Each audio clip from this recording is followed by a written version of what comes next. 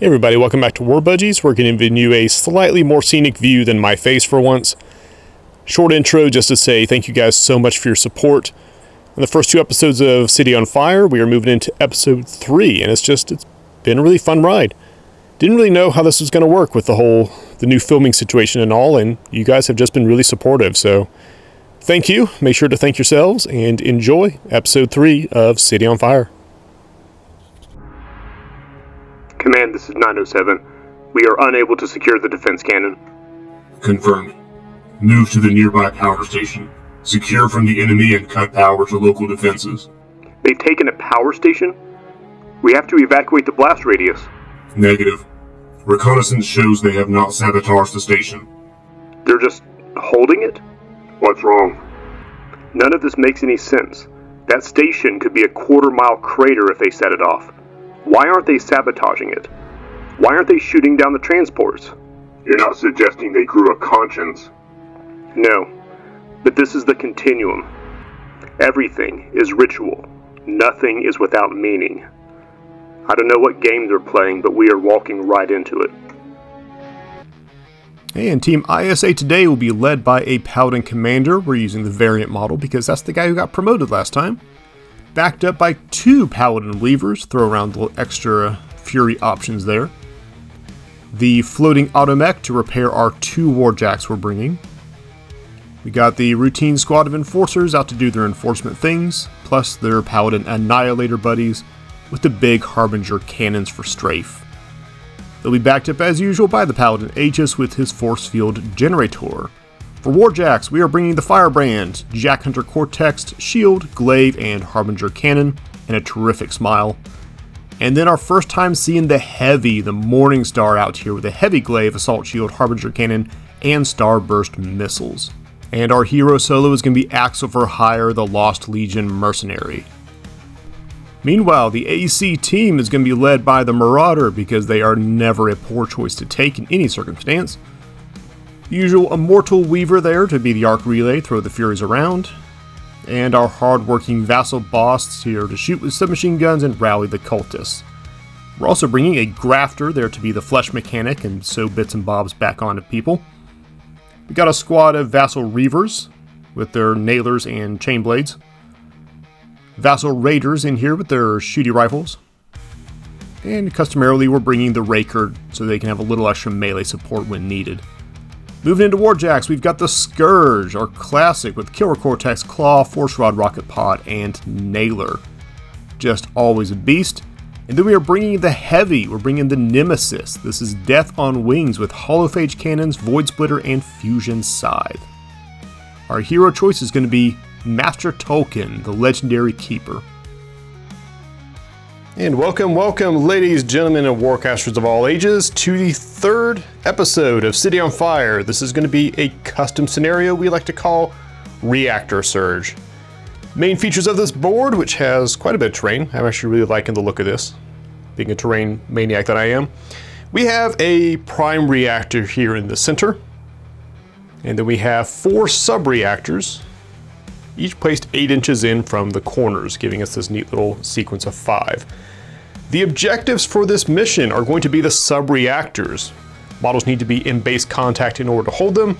They are going to be scored at the end of the pulse round, escalation style. So 1 point at the end of pulse round 1, 2 at the end of 2, 3 at the end of 3. Our special rules for this scenario are a little bit volatile. So when it comes time for a Warcaster to charge their models, they may instead choose to place 1 arc into one of the sub-reactors. When a sub-reactor ends up with 2 arc on it, no matter whose they are, it will overload and explode. It will deal a POW 4 hit to every model within 3 inches, and they will be set on fire. After which the sub-reactor goes into cooldown and may not be activated again this pulse round. At the end of each pulse round, the main reactor will go into fail-safe mode. It will send out a pulse that clears arc from everything within 6 inches of it, to include all 4 of the sub-reactors. And any sub-reactors which had overloaded and gone quiet will come back into operation. Taking a look at our deployment, we're going to start off with a Paladin Weaver right up here on this rooftop. backed up by a Firebrand and Automech team, always a nasty combination. And further backed up by Axle for Hire, ready to put some targets in range of his big gun. The AC has decided to bring out Team Powerhouse. Over here on the right side, we've got the Marauder. And jumping to this rooftop over here, we've got the Nemesis, poised to do some high-flying aerial tricks. He is loaded to the gills with guns. And yeah, if he's rooftop hopping, he will be hard to hit. Rolling to see who goes first. It's going to be the ISA on a 4+. And it's the AC.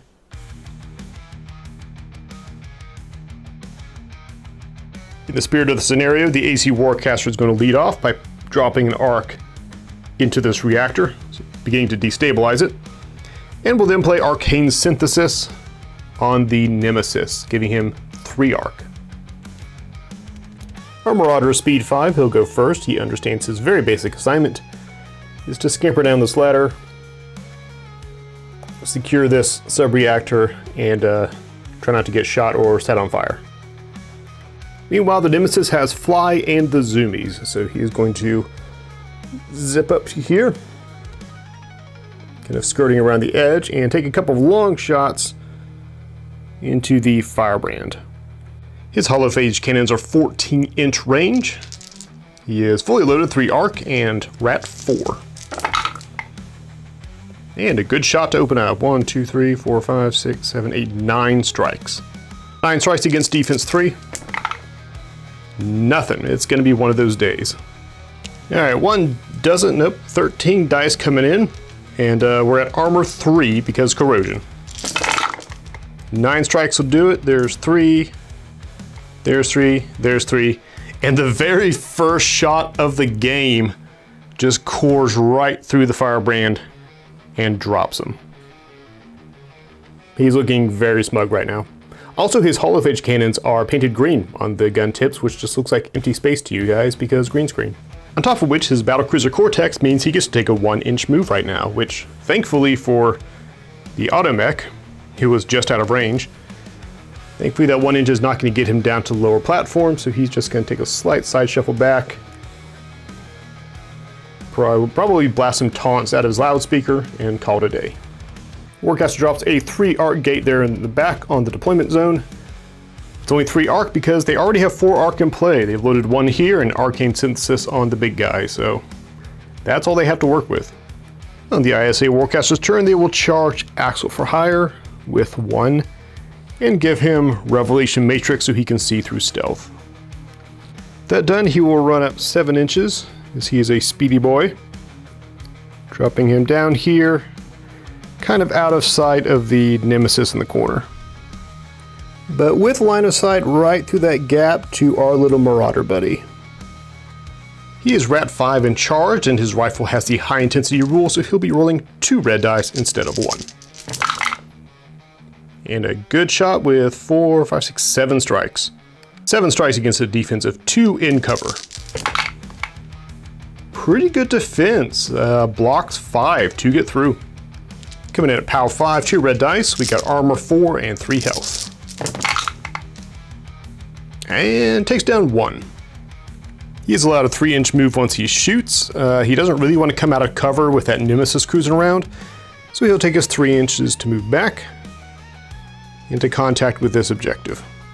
The Automech will take the second activation, moving up 6 inches to get some cover behind the little sub-reactor here. Not terribly worried about the AC Warcaster setting it off right now because all of their arc is on the board. In a perhaps unusual play that you don't see a lot, they will play Recall Initiative on the Weaver as he vanishes back into the void. That gives both sides actually just 2 units, both with activations, so they'll both get to go again next turn. The Automech will swing around and drop a 5 arc gate pretty close to the main reactor, sort of pushing into the center of the board. Back to the AC, they have 2 units, both of which have activation markers, so we're just going to remove both of those. And get ready to rain Terror and Hellfire for a second round. Sadly, Terror and Hellfire are not actually weapons in the game, but you know, maybe when the exiles show up. We're going to start with Nemesis. Jump out here 6 inches to land here, maintaining his dominance of the field. Bring his 3 arc with him.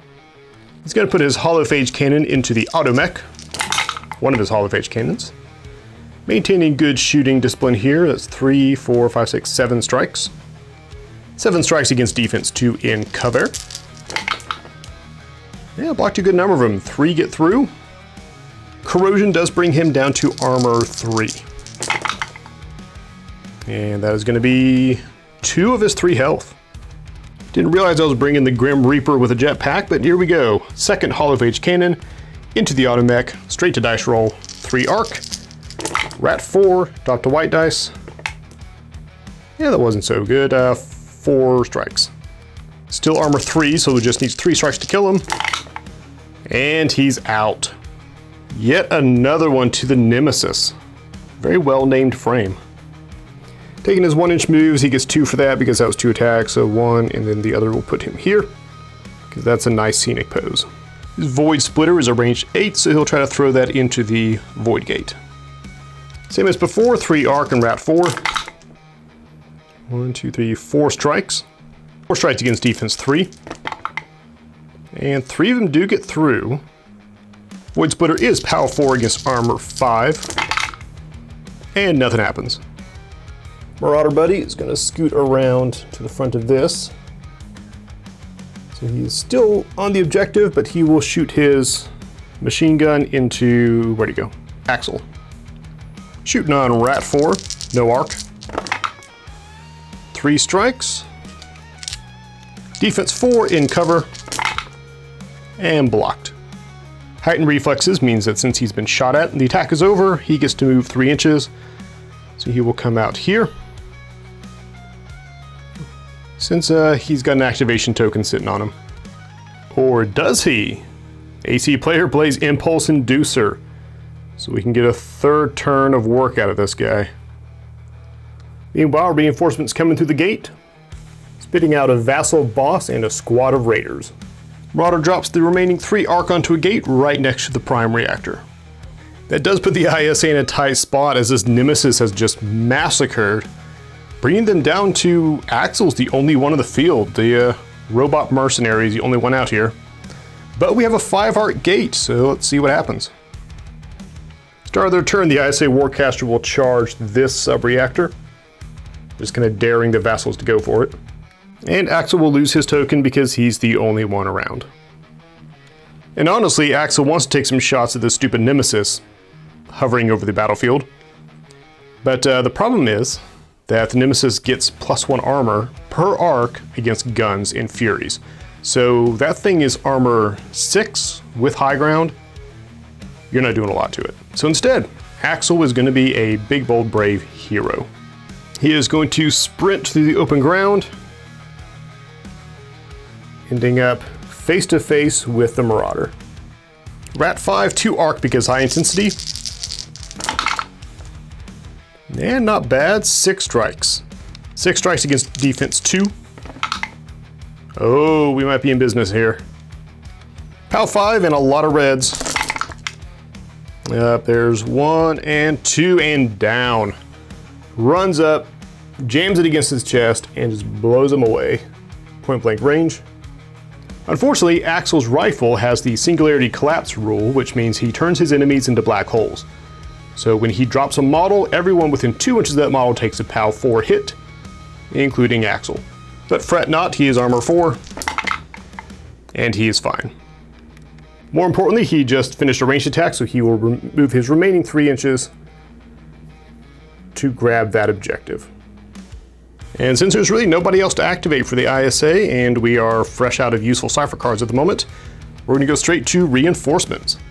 That will kick out the Morning Star and the Paladin Commander, followed by Axel, you roguish robot, dropping a 4 arc gate right here next to him, pretty firmly on the AC side of the field. AC Warcaster, being me, is kind of kicking themselves right now. I meant to save 1 arc, so we could set this off when reinforcements came, and then I forgot. So there's 3 arc there, 3 arc in the Nemesis, 1 arc here, which means we can't overload this one. We don't have any arc. I kind of got ahead of myself. Sorry, AC players. What we do have is Displacement Index. We're going to play that to move the Raiders up onto the objective. without burning their turn. That turn, you guessed it, is going to go to the Nemesis, and I'm going to set the camera down for a second to move him carefully. I truly adore this model, but all the pokey fins do make him hard to place sometimes. Anyways, he's going to hop down here. He is now touching this objective, and he's going to start, see if he can just end the Morningstar before anything spicy happens. Shot into the Morningstar, Rat 4, all the arc. And not a good shot, must have been a hard landing. Defense 3 on the Morningstar, and blocks it. Range attack finished. He's going to move 1 inch closer, sort of. As best I can do. Second attack, Hall of Phage Cannon, Morningstar. A little bit better, 4 strikes. Defense 3. Blocks 2. He is corroded, so down to armor 4. And takes 1. That is 1 of his 4 health, and more importantly, he is corroded. I do apologize for the corrosion stuff. I realize all corrosion things are green. And I tried to use one of these the last game, and as you can see, that didn't work out so well. Nemesis isn't being quite as effective as he hoped, so he's going to switch to the fusion side, close combat. Still charged. And 4 strikes. 4 strikes, defense 3. And blocked. I assume it's because of that absolutely ginormous shield he's got. Finally, we use the Void Splitter, and he's going to spike 1 of his 3 arc to turn it into a spray weapon so he can hit them both. Or so he can miss them both. This is Warcaster after all. Against the Morningstar, 3 strikes. Morningstar defense 3. 1 gets through. Pow 4 against armor 4. Not quite.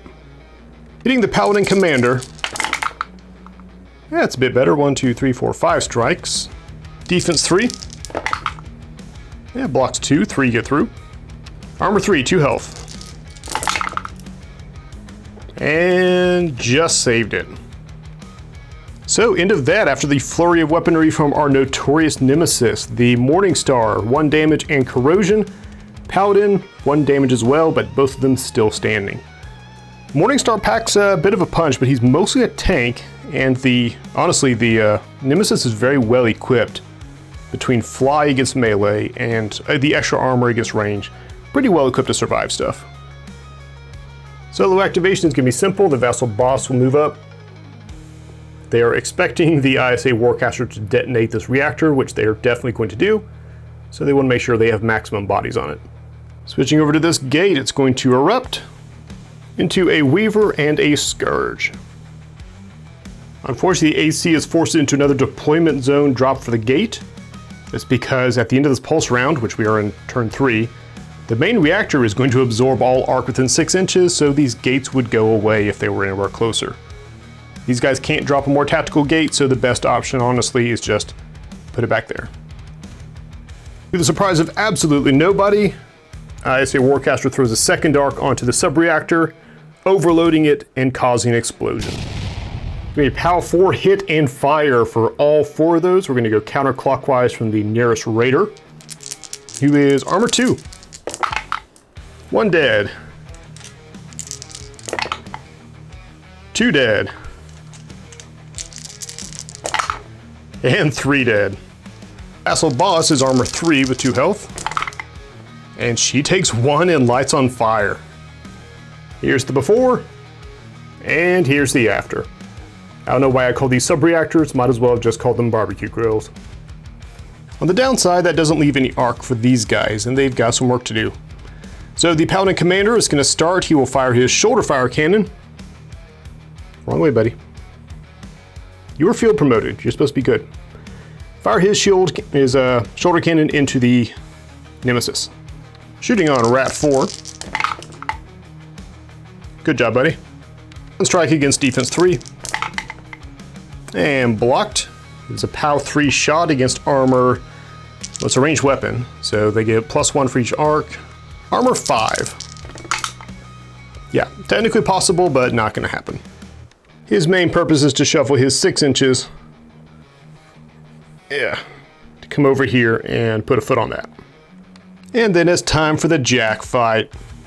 Unfortunately, the Morningstar is not charged, so these aren't going to be nearly as impressive as they probably should be. Starting with a shield bash, coming in mat 4. 3 strikes. Nemesis defense 3, but is flying in melee, so counts as cover. And 1 gets through.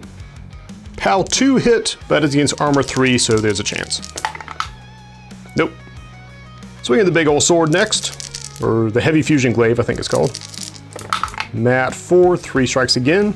3 strikes against. 3 blocked. Shoulder fire harbinger cannon on a rat 4. 2 strikes. Defense 3, no cover against ranged. And both get through. Pal 4, but it's going against a ranged attack, so armor 5 with the arc charge. And just not enough. Final shot will be starburst missiles, wherever you're from. 3 strikes. Defense 3. 2 of them get through. Once again, trying to crack armor 5. Oh, and does. Well done. It's the absolute monster of a nemesis. Takes its first damage. Morningstar is going to take the blast. He's down to armor 4 because corrosion. And he's fine. At the end of that, he will shuffle sideways. Unfortunately, I can't pose him cinematically because of sword. And contest that objective. Reinforcements are going to come out of the gate up here. That will spit out a squad of Paladin Annihilators with their Aegis and a Weaver. While Axel drops the last gate for the pulse round just outside the 6-inch radius.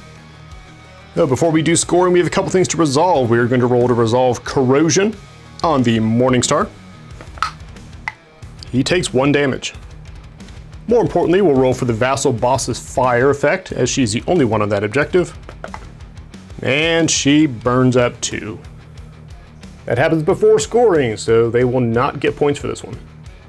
Meanwhile, the alarm klaxons sound off. The reactor has taken too much stress and the fail-safes engage. A giant pulse comes out of the main reactor out to 6 inches, clearing all arc and resetting the sub-reactors to cool down. There's going to be 1 back to the ISA commander from Axel, and 3 back to the AC Warcaster. 1 from the reactor returning to normal, and 2 bringing the Nemesis down, stripping away a bit of the armor that he had going on. And this reactor is reset, so we are ready to move into Pulse Round 2. After we do scoring, let's tally it up real quick.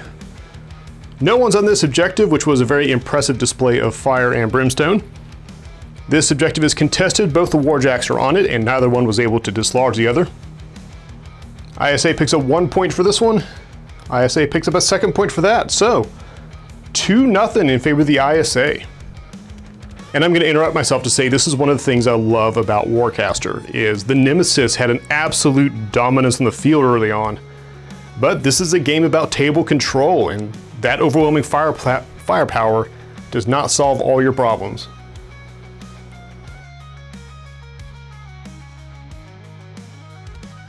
Moving into Pulse Round 2, the AC Warcaster is going to charge the Nemesis because he has been the MVP here of late. And we use Aggression Theorem to throw, let's say, one of his Hollow Phage cannons into the Morningstar.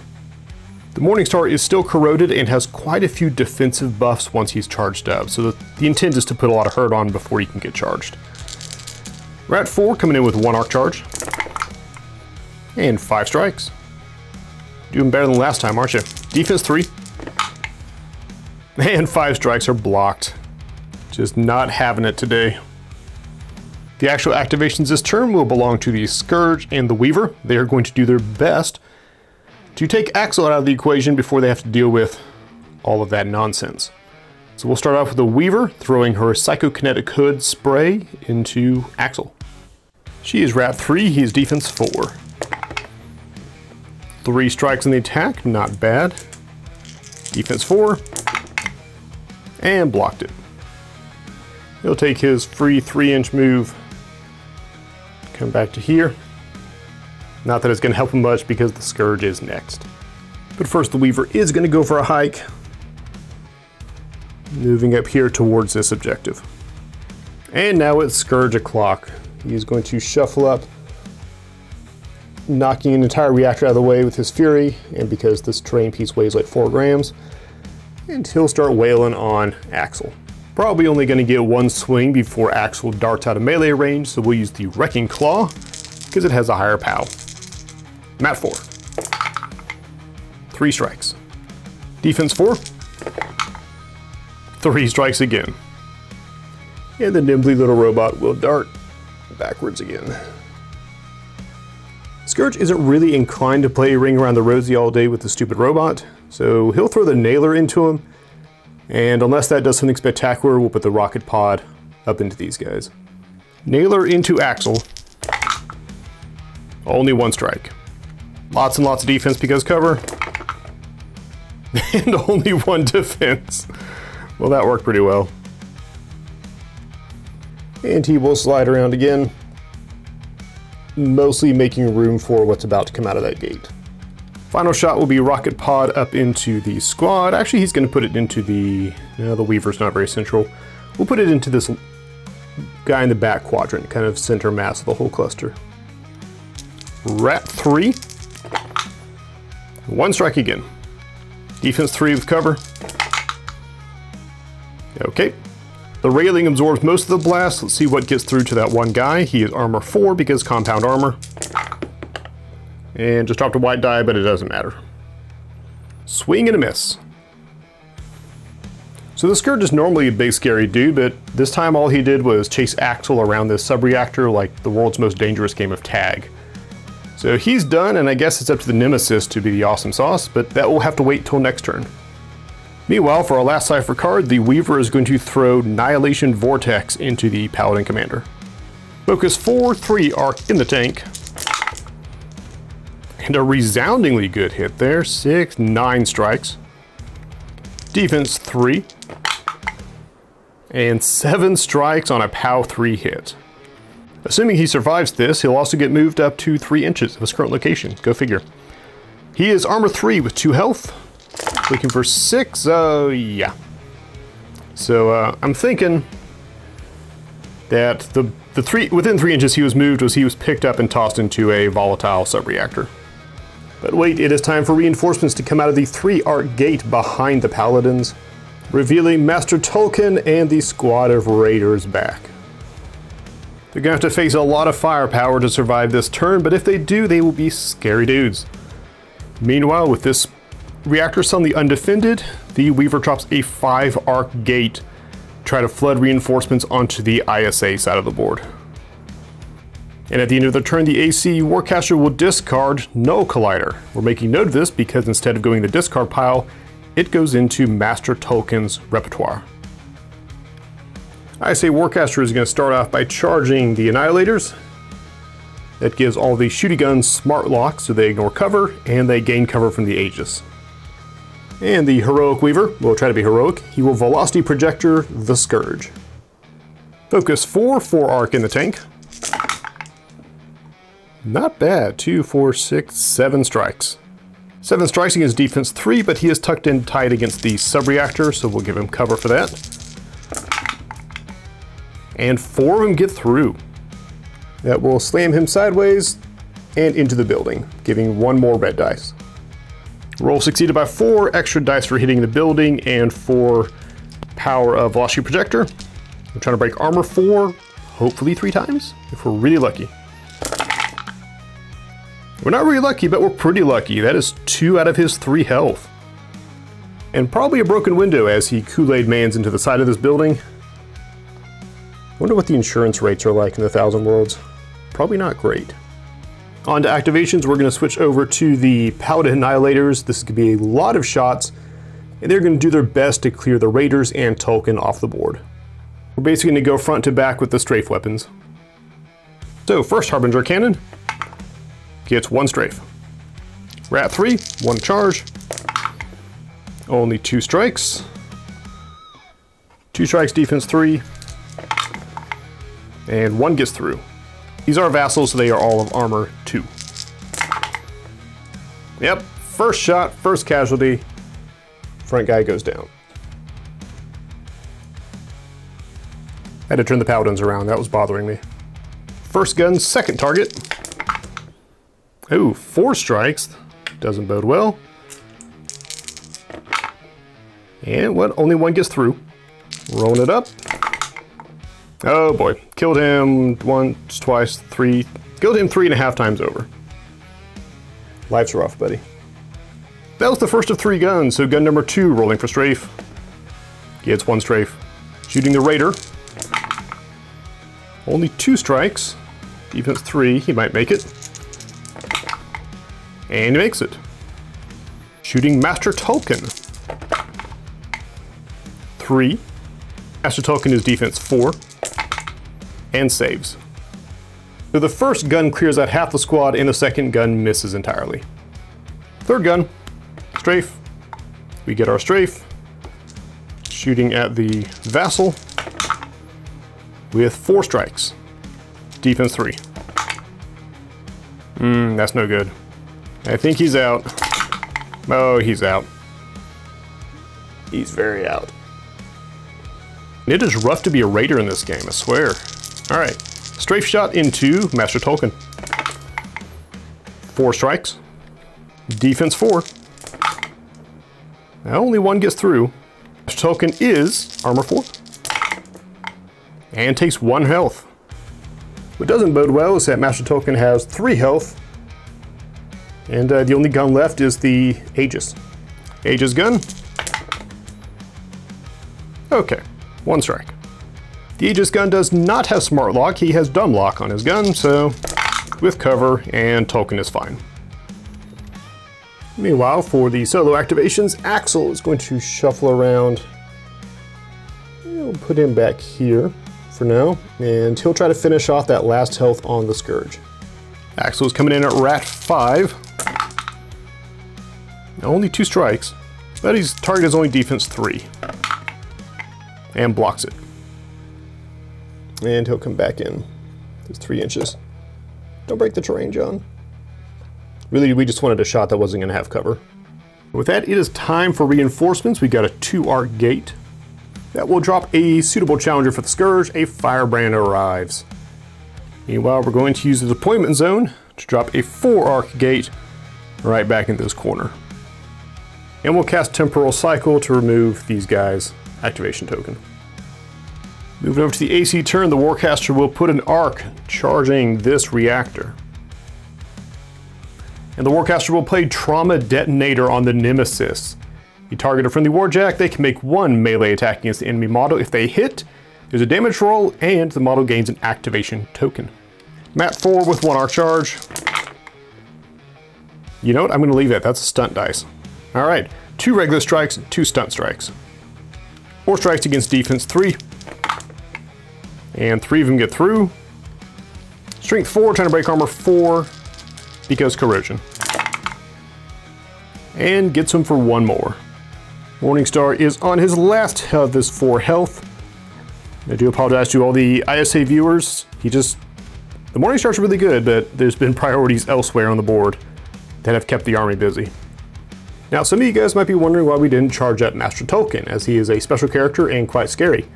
Well, Master Token is one of the keepers. He is one of the absolute masters of being a Warcaster. He doesn't need to be charged. He always counts for his weapons. He always counts as being charged. He always counts as having high intensity.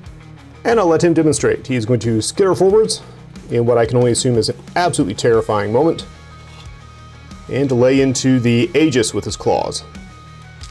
Mat 4 with high intensity. Not bad. 1, 2, 3, 5 strikes. 5 strikes against defense 3. 2 get through. How 5 on them claws.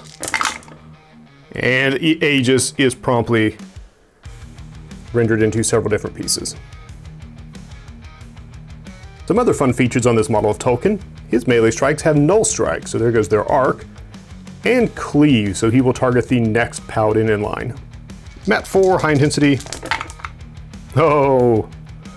1, 2, 3, 4, 5, 6, 7. Yeah, that's how it's done, old man. 7 strikes against defense 3.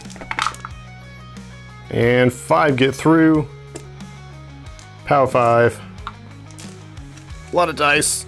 Armor 3, go for it. Yeah. That's another one. The other fun part is we gave him no Collider at the end of our last turn, so he's going to play that during his activation from himself. Now normally when you cast Furies, you as the Warcaster are casting them, and then the model on the board is just your arc relay. That's why they have a focus, and then we use the arc in the tank. Well, Master Tolkien is a guy who trains Warcaster, so he doesn't use your arc tank. He just switches his entire focus over to Power Dice and lets it rip. Also, he's focus 5 because of course he is. So no collider into the poor defenseless paladin on 5 strikes. 5 strikes against defense 3. 3 of them get through. Pow 3, armor 3. Oh, just barely. As we'll say, this guy collapses into oblivion. And that, folks, is Master Tolkien. Give it up for the man. Moving down here, the Nemesis is going to do his level best to finish off the Morningstar, starting with his Fusion Scythe, which gets 2 strikes. Defense 3. Oh boy. Pow 4 against armor 4. And he finally drops. Morningstar has held this position for essentially half the game now. And honestly, if the corrosion hadn't been so bad, I think he would have held out quite a while. But good night, sweet prince. You'll be back in like 6 minutes. He's going to take his 1-inch move because of that. Take your token with you. And he'll put some shots up into the remaining paladin. Holophage Cannon. Rogue dice. Wow, alright. He's too busy congratulating himself about the Morningstar, I guess. 1 strike against Def 3 in cover. Yeah. Second Holophage Cannon, same trick. And same result. We'll just roll straight into the defense roll. 1 strike. Blocked. But you know, he did remove the Morningstar, and this is now his objective. We'll play Encrypted Command, recharging Master Tolkien. Now then, we have a 5 arc gate and lots of reinforcements to get to, so let's bring them out. Turns out that Void Cape was like a clown car. We got Vassal Boss, Vassal Reavers this time, Marauder, and Grafter. And we'll discard Havoc Spiral to load it into Master Tolkien's arm cannon. Moving to ISA turn 2, the AC is in pretty good spot. They can possibly contest that objective depending how well the Scourge survives. There's a lot of firepower on this on the ISA side of the board. And Tolkien's in pretty good shape to skitter over there, so let's see what they do. ISA's first move is to charge this sub-reactor, sending it into overload. Pow 4 hitting its armor 3 on the Nemesis. And he takes 1 damage and is on fire. He's taking 2 of his 5 health. He is on fire. Can't really see that. And the sub-reactor goes into cooldown. Right off the bat, we use Encrypted Command to free up Axel, reaching out behind you. And he will take first move. He's going to scamper this way, up the building. Ending up right about there. He would take a long shot into Master Tolkien. We're at 5, 4 strikes. Master Tolkien is in cover. 1 gets through. Pow 5, it is Lost Legion against Keeper. And cracks his armor for 1 more. The absolute insolence of one of the youngest races in 1,000 Worlds wounding a Keeper.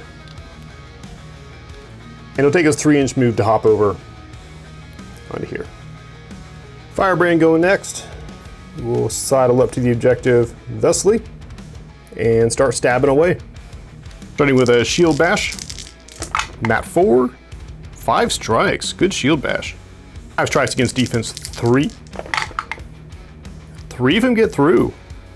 It's only Pow 2 trying to crack armor 4 for the win. No, doesn't happen. It's okay, we don't carry this big sword around for no reason. Stab, stab. 2 strikes. The anti-stab, stab. Nothing. Coming in, Pow 5. That's more like it. Spears him through, and the Scourge goes down. This Harbinger, he'll take a random shot at Master Tolkien up there on the platform. At 4, hey, 5 strikes. Definitely in cover. 4 strikes get through. This might be it. Armor 4. That's it. So shanks the Scourge right in the mechanical kidney, swivels his shoulder cannon, and just blows away Tolkien's leg, and he crumples. Meanwhile, we'll zip over here and look at some reinforcements. Morningstar comes out of this gate ready for round 2. And the Paladin Annihilator, the sole survivor of his squad, will drop a gate right here. So a lot going on moving into turn 3 of Pulse round 2. Everything is worth 2 points on this one, just as a reminder. ISA, pretty good grip on this one. AC, absolutely flooding this one. This could easily be contested depending on how things go with the Nemesis and with the Morningstar. Nemesis has activated already, which is a problem, otherwise he could just jump over and body block. And then this one, we're about to get some newcomers coming out of that gate. We'll see what the ISA has in mind. Let's go into AC turn 3. And turn the camera on and let you guys into some of the insight in the measuring and all that. So here's the thing, the AC is out of range to actually reach either of these objectives. They simply don't have the foot power, they don't have any ciphers that can boost them or anything. And the only guy who could make it is the Nemesis, and he has an activation token. We don't have Impulse Inducer, so life's rough sometimes. What we do have, or however, the ISA, the only person who can get to this objective in time is that lone remaining Paladin. And if they go with him, they can't go with the Morningstar who's down here. So the ISA has to choose whether they want to claim that objective or contest and maybe claim this objective if the Morningstar can punch away at the Nemesis. So the plan is going to be, and I'm sorry, it's not going to be super dramatic, but the plan is going to be to stalemate them this turn. It's easy enough to put a solo on this objective, and then we just have to put a few more bodies here so that removing everyone from here and scoring in the Nemesis, the Morningstar, is not viable, which means in the ISA turn, they have to go for this objective, and Bob will be our uncle. So what's going to happen is the Reavers are going to receive the Arc Charge, and they will get Parabellum Chrysalis, which means while they're securing an objective, they get 2 power die on their melee and ranged attack rolls. They are then going to immediately spike, because they can spike to walk through walls. And it is an easy 6-inch movement straight through this building, horrifying all the local residents, and ending up securing that objective. And they'll take some cheap shots of the Morningstar with their pistols, nailers. So first one, +2 red for Parabellum Chrysalis. And that is 5 strikes. 5 strikes, defense 3. 4 of them get through, they might chip the paint. The nailers are only POW 3, and this Morningstar is not corroded, so he is at his full armor 5. Which they just barely get, alright. Got him for 1. Scrappy little duders, aren't they? Second pistol shot. Only 2 strikes. But both get through. Armor 5. Not quite. And the last guy is not on the objective. 1 strike, defense 3. It gets through. Armor 5. Okay, takes him for another one. I'm a little speechless. Why were you guys not out here earlier? You're doing good work. Rest of the show is not going to be too thrilling. We're just going to move the Grafter onto the objective. We'll play Divination Algorithm on somebody. I don't really know. It's just to cycle it out of our hand. And then we'll get to reinforcements. And we'll bring back the squad with the worst luck in the game, but it's okay because they brought their pet dog this time. Meanwhile, the Weaver will drop a 2 arc gate on this rooftop just outside the 6-inch radius that's about to go off from the core reactor. Or the reactor core. Whatever, I'm not a science person. And now, just because it's fun, we're going to charge the Paladin Annihilator.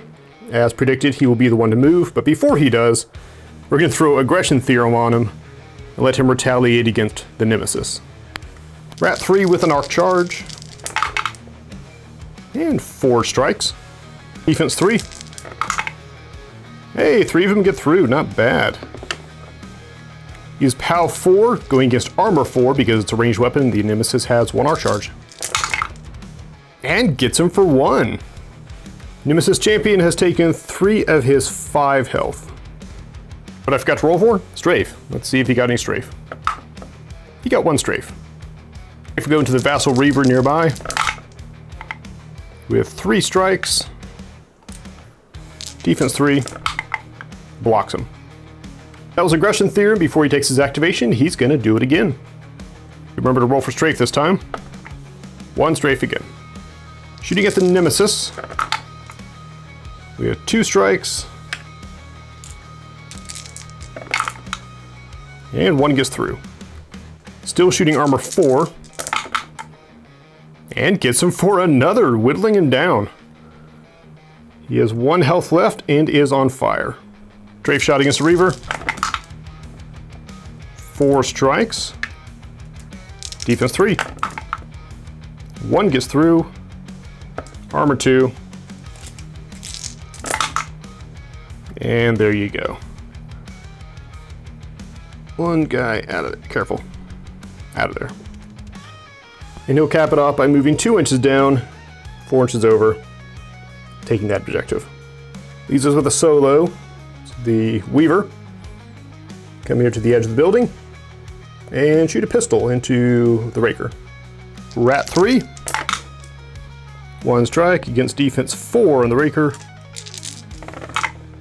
1 strike. Works out fine for him. His real objective in life is to throw instability equation into that poor stinking Reaver squad. Raider squad. Focus 4, 3 arc in the tank. Pretty good. 5 strikes. 5 strikes, defense 3. Oh, good lord. Okay. It hurts. Oh, it's gonna be bad. Armor 2. Way too many dice to be dealing with armor 2.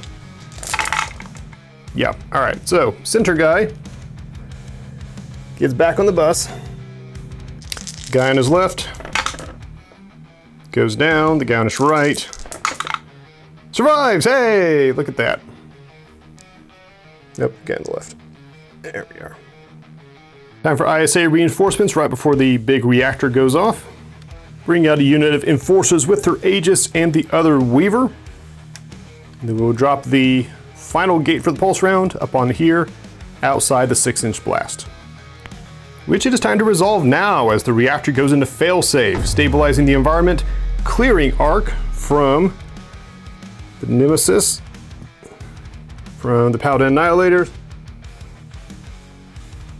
Everyone else got clear, and resetting the sub-reactors. Resolving fire on the Nemesis, he has 1 health remaining. And it's out. Fire melts through the joints, finally gets to the wings, and he crumples. Now let's do some scoring. The ISA came into this with a 2-point lead. They are going to leave with a 2-point lead. The AC controls both of these sub-reactors. He's over there. And the ISA controls both of those sub-reactors. So, pulse round 3, everything is worth 3 points. So the AC just has to have 1 more reactor than the ISA at the end of this last pulse round. Let's get into it.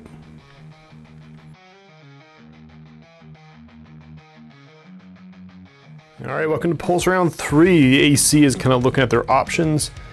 And since really all they have to do is score 1 more objective than the ISA, they're going to focus on this one. If they can get rid of the Morning Star easily enough, definitely focus on holding that.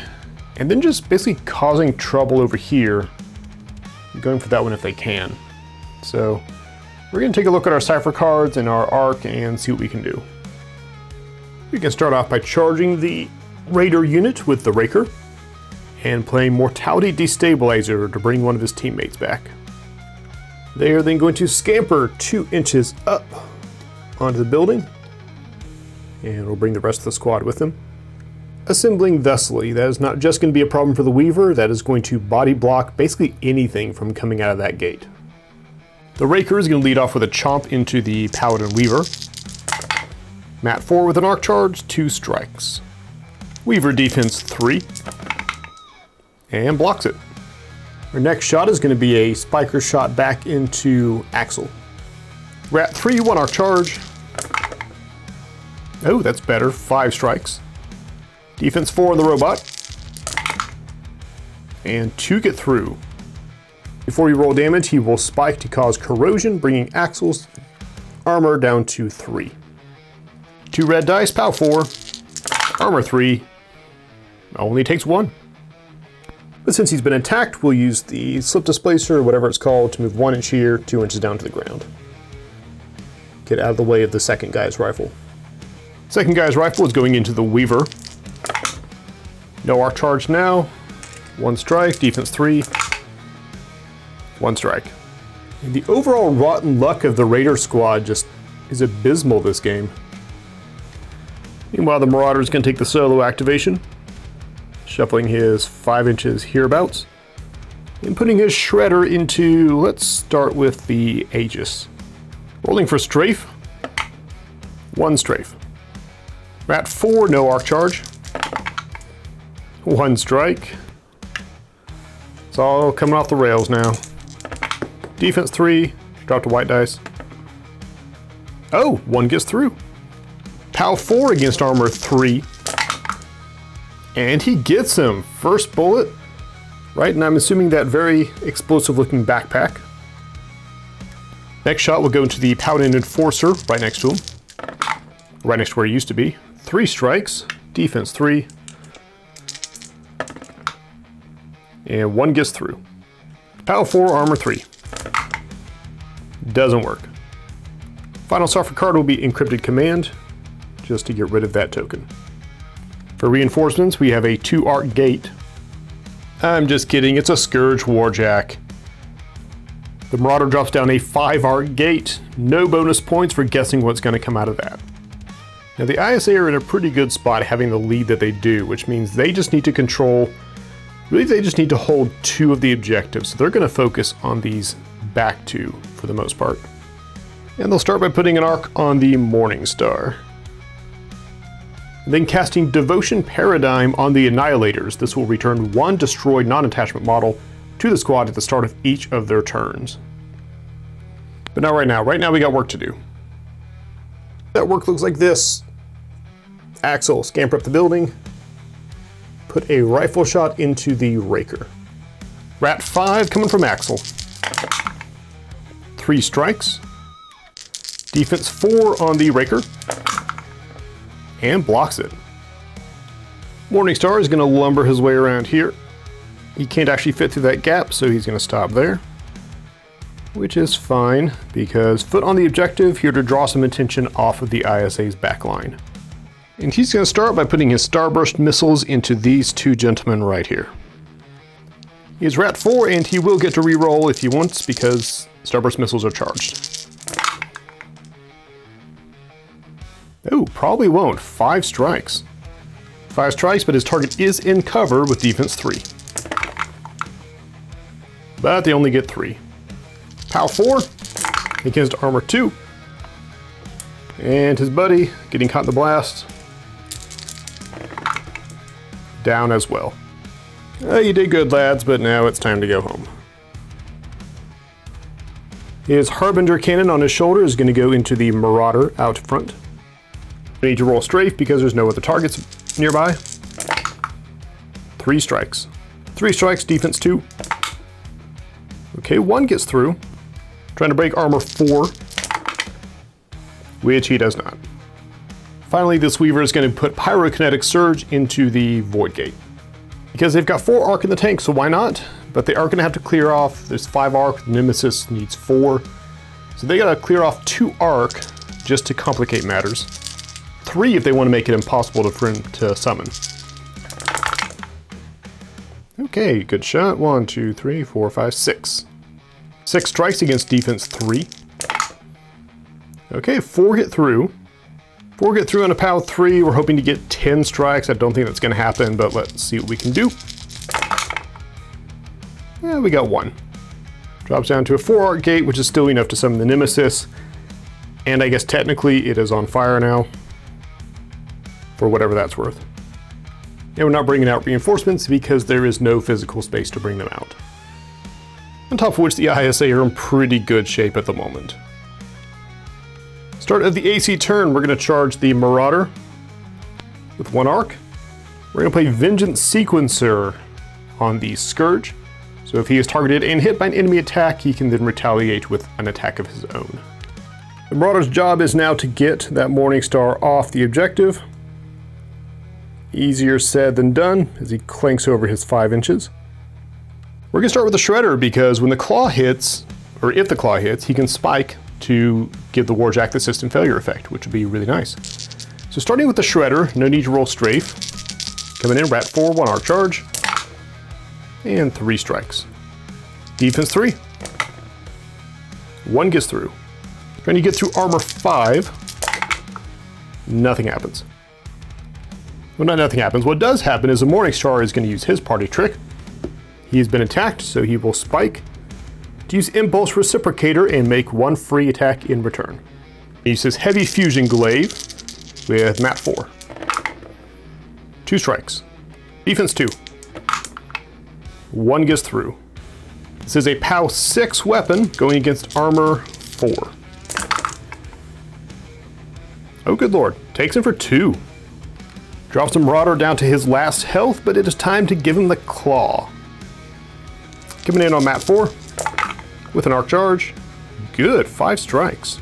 5 strikes against defense 3. And 3 of them get through. POW 4 still against armor 5. And it doesn't work. But he will spike for system failure, so 4, 5, 6 will be ranged. Ah, the melee. Melee weapons power down. And the Scourge is going to scamper his 4 inches and 2 inches. Landing face to face with the Firebrand yet again. Mortal enemies, these two. Is not charged at all, so we're going to start with the Wrecking Claw. With 4 strikes, alright, he finally got his act together. Does the Firebrand have his act together? Not quite, 2 of them get through. POW 4 against armor 4. Lost a dice. Nothing happens. Swinging the Force Rod. Wow, that must have been a really demoralizing swing of the claw. He'll try the Naor next, he's only Rat 3. Oh sure, on that we get 4 strikes. Defense 3. 2 get through. POW 3 trying to crack armor 4.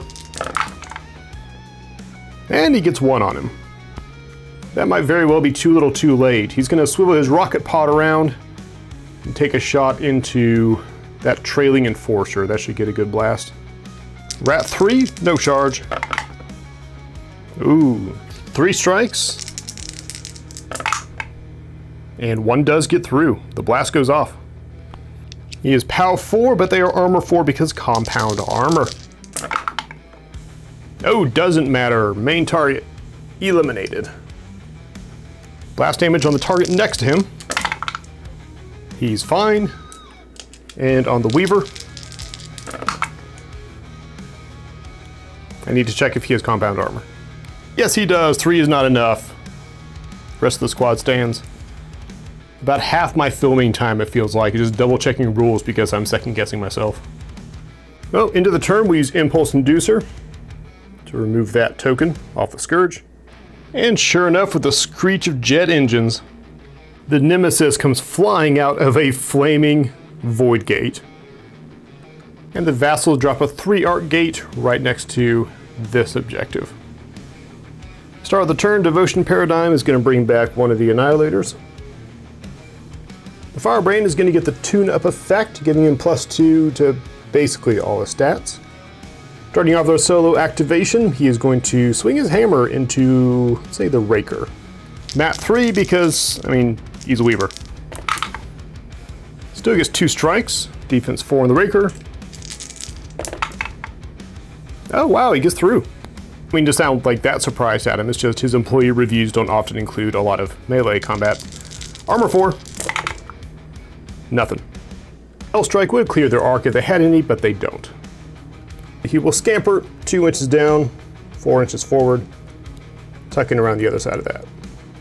Firebrand is going to unload into the Scourge. And we're just going to start with the sword because we are at +1 strength, mat, rat, and defense, so he is at mat 5. With 4 strikes. 4 strikes, defense 3. Blocked it. Well done, Scourge. Will trigger Vengeance Sequencer, so the Scourge will attack back with the Wrecking Claw. 3 strikes, not bad. Defense, oh, he's +1 defense because tune-up. Wow, all right.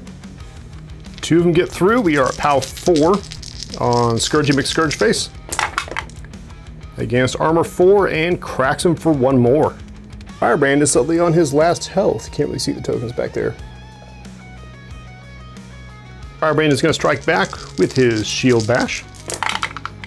Shield Bash gets 2 strikes. Firebrand defense 3. Blocks it. Scourge is kind of the champion right now. Alright, well it's going to be up to the Harbinger Cannon then. No strafe because no other targets. Rat 5. Okay, it's a decent roll. 4 strikes. Defense. 3 of them through. Now that's more like it. Armor 4. Oh, gets him for 2. An absolute death duel back here in the corner. That is the end of his activation, the end of all his attacks. But wait! Aggression Theorem. We're going to swing with the sword 1 more time. Coming in at mat 5. Oh, 5 strikes. Defense 3. Oh, 4 get through. Might have had it, boys. Yep.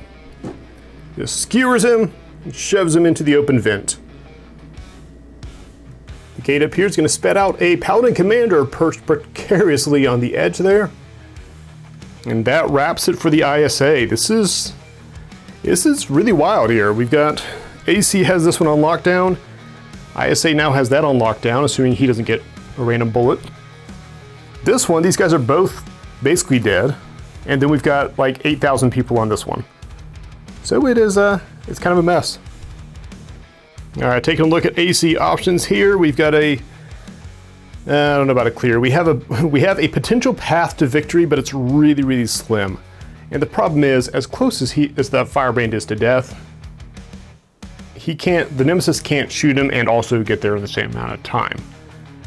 These guys already have an activation token, so our solo activation is pretty clearly going to be the Marauder. He's going to try to kill that Morningstar. If he can, then the Marauder will hold that objective. Then the Nemesis, assuming he succeeds, we'll do him first. Assuming he succeeds, the Nemesis then has to clear out this entire thing in order to get in there and hold the objective. So it's not looking great, not looking terrible. We're going to start here because if the Marauder can't finish him off, then this is at best a contested objective, and that's going to be game. So big hero moment, Marauder, bring him down. He is at, we're going to start with a Shredder. Shooting, got 4. 1 arc charge. 3 strikes, 3 strikes is good. Defense 3. 2 of them get through, okay. Trying to break armor 5. That doesn't do it. Last hopes are with the claw.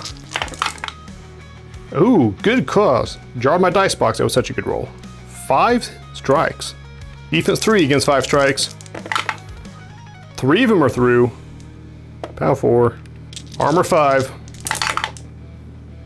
Only gets him for 1. And it all kind of falls apart. And that's going to be it, because this is now a contested objective, and that's the best the AC can hope for. Even if the Morningstar doesn't kill off the Marauder, that's contested. That's an AC objective. That's an ISA objective. And then he's only got 3 guns to deal with. 1, 2, 3, 4, 5, 6, 7. Yeah, we're not counting Axel. 7 opponents. So we're going to hand that one to the ISA as they secure the reactor.